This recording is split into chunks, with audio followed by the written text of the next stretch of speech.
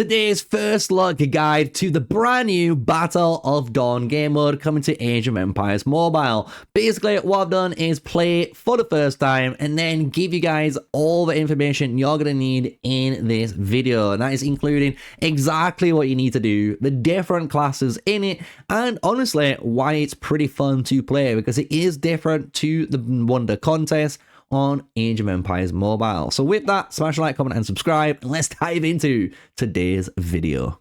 So the Battle of Dawn. This is going to be a brand new game mode which actually has a competitive ladder tied to it. Yes, you heard correctly. It has a competitive ladder.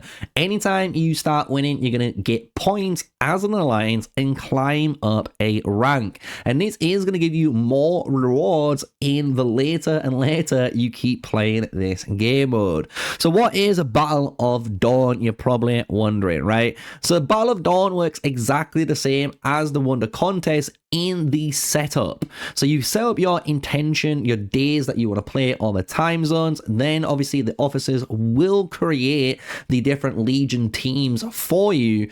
Once you get signed up into a Legion, you can either right there, right then, create 2 different Legion matches to participate in. Or if you don't do that, don't worry, because you will see in a moment, you can actually just make it as you enter the game mode. Once you've done that, you will want to select your class skill, and I'm going to go through all of the different class skills in a second, going through the nice kind of like detailings of it, and then you're going to enter the actual game mode where you're going to be able to use your class skills and kind of play the game mode. So as you can kind of see here, the Shadow Walker, which is one of the classes, allows you to go into stealth and then kind of disengage out of the stealth once you enter combat. So it's kind of a sneaky of all the skills. But your main game mode is to obviously find the opponents, get in here and capture these different types of temples that are dotted around the map.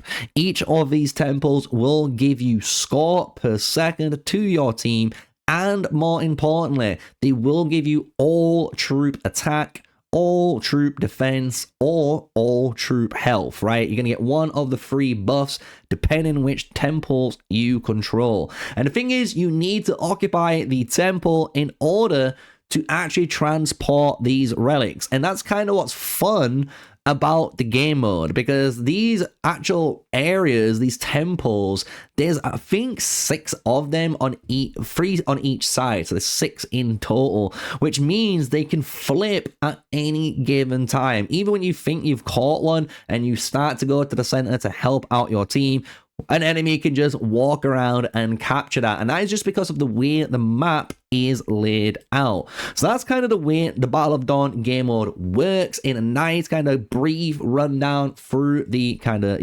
intel stuff. We will show gameplay in a moment, but before we do, I want to showcase the rewards and obviously all the classes, right? So as a reward, you're going to get these personal quests in the actual mode, and you'll see this when we get in. If you complete them, you're going to get some gems, which is cool, as well as some speed ups for building. The thing you actually care about is the gems, I'm going to be real with you, compared to anything else. But what's good about this, everyone's probably looking at these rewards, and even I was a little bit about them because it doesn't seem that good. But you got to remember, these rewards are going to come probably every 2 weeks to your account. And what's good about it is, like I said, there's a competitive ladder, and depending on your rank as an alliance, you're going to get better and better rewards. So it really does matter if you are in that team and you keep winning and you keep winning because you want to climb up the competitive ladder to get better and better rewards for obviously your team in the alliance. So just wanted to showcase that because that's a really cool thing. Like you got like diamond rank, master rank here, all the way to champion. So you can get all the way up to the champion alliance tier rank, where you can get 5 summons, 37 50k XP tomes, then 3.4k empire coins and 8.2k skill points, which is really good, right? For the fact that you get these recurring rewards now, and it makes people get competitive. Let's be real about it, right? So now to finish off this section, if we go to the Alliance Legion details section, you're going to see all of the different types of actual classes you can play as when you're picking your role. And I actually know already what each one of these do. So we're going to go through all of them nice and simply. So the Ranger is the fun one, which I will playing. Ranger is going to allow you to actually charge out of a forest. So if you played League of Legends, it's kind of like having Rengar's leap ability, but on all of your marches. So it's really fun, and you're going to see this obviously appear right now on screen. Then you've got a Shadow Walker, which we already know. It's the invisible one, which allows you to kind of creep up to people, and when you're in combat, you will lose it. Centurion is all about making you and your allies move faster. So this is actually the class that's really good at escorting the relic, because the more Centurions you have around the relic holder, the faster he's going to get to those temples. Then we've got the Sacred Guardian. Sacred Guardian's all about tanks. So if you want to be the tank of the team, you kind of just want to pick the Sacred Guardian for that role. Zealot is all about healing. So every time you kill someone with the Zealot, your actual Legion will heal some of its troops back, which is kind of nice. It keeps you out there a little bit longer. The Magistrate puts a massive area of effect field down, which will slow down enemies and obviously make them not get to you any quicker. Monk is the one class that if you control the relic and you have the Monk class active, you will see everything on the map. You just get full vision control when you have that, which is kind of cool. And then to finish it off, the Court Sage is the final one, and this actually is just a larger field of view compared to everyone else. And I know you're probably wondering what I'm talking about when I mention field of view. Don't worry, I'm going to showcase that now. So when you enter the very first time on the Battle of Dawn event, you don't need to go to the Wonder. So that's the one thing I want to tell you already. This is going to be an event that you just enter through the event menu. No Wonder airdrops, no silliness like that. Just enter, right? So you need to do what I am doing first. Configure your 2 legions. So I'm just making 2 quick legions, which was Julius Caesar's martial comp and just a standard kind of season 1, as you guys know, Mulan comp, right? And that was going to be my 2 marches. I hit deploy and I can just enter the match just like that. So now this is where we get to see the map for the very first time, and you'll notice everyone, so on both sides, will spawn at the Hall of Faith, and you can see this actually at the very top corner of the screen right now. And the thing is, you'll notice this is actually like a clock system, and that is the best way of actually looking at it. If you kind of made the spawn points 12 o'clock and 6 o'clock, that means both of the spawn points are there.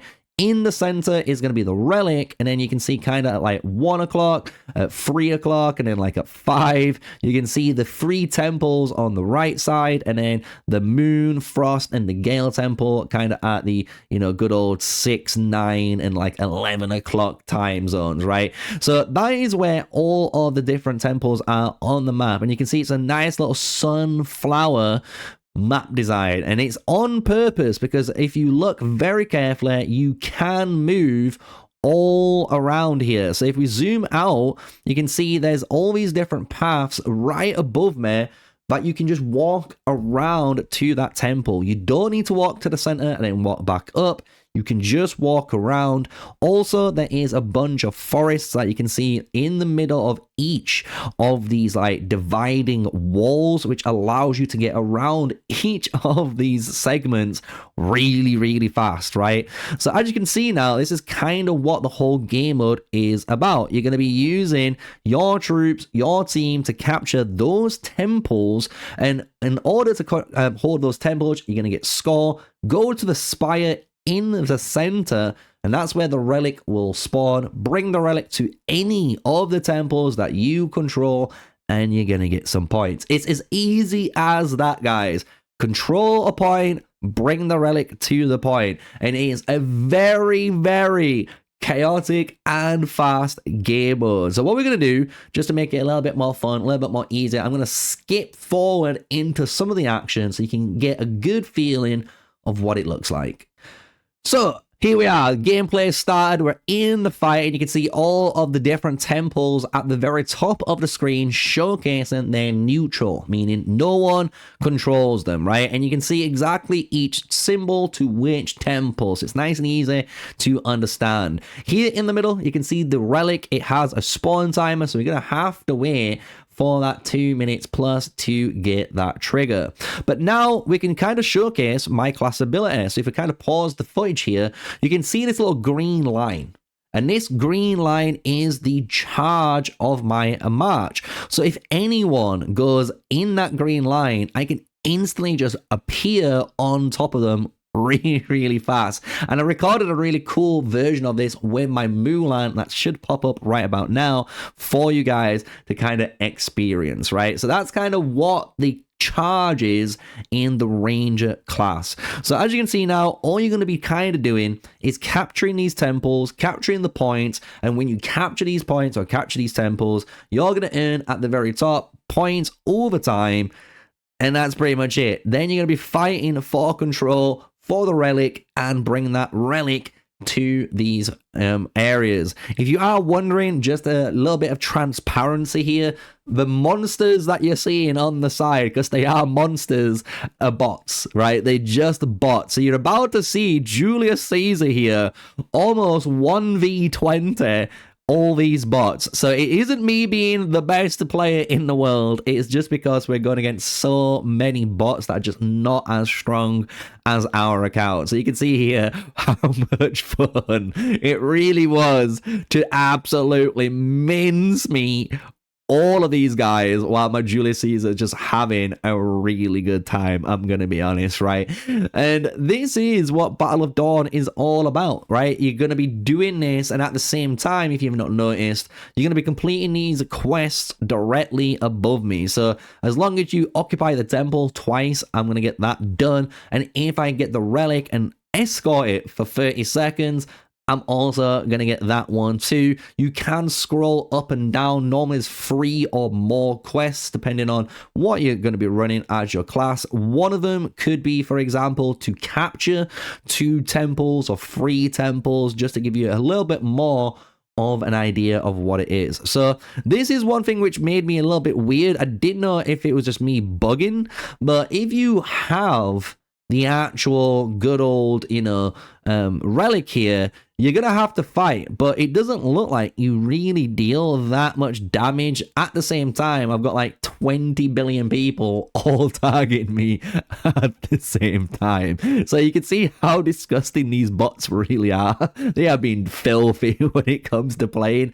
but it does give you a good understanding of what Battlefield of Dawn is all about now, right? So I hope this video is honestly giving you guys a good explanation, a good first look impression of what it's all about. You're just going to be playing a brand new Alliance vs Alliance PvP game mode. The objective of the game mode is to control different points on the Sunflower, basically all these temples, and then bring the relic to the temples to get points. And in the meantime, you can go crazy. You can keep fighting, and anytime you die, you just go back to the original spawn point and you're in. It's that fast. It's honestly that quick to get into combat. So honestly, let me know in the comment section down below, as well as obviously your thoughts to this whole game mode. You kind of saw my good old Mulan there go crazy with the charge mechanic, because it's honestly so fun to do. And let me know what you think of it. Is it fun? Does it look cool with the different classes? Is this what you were hoping to see with more PvP based game modes, or is it not, right? Is it not? Are you not excited about this, and you're not excited about the competitive ranking leaderboard for your alliance? Let me know, because to be honest, this looks pretty cool to me. So until the next video, smash like, comment, and subscribe, guys. And until then, stay safe, stay sneaky. Peace out, guys.